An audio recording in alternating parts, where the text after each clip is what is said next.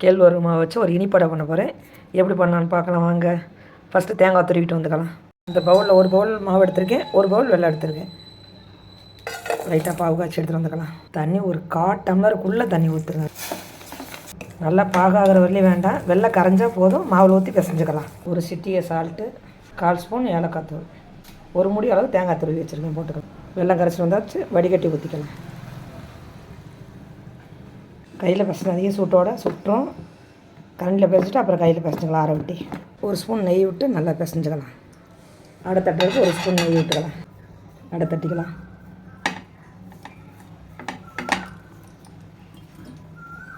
அடை ஒரு சைடு வந்துருச்சு, திருப்பி போட்டுக்கலாம்.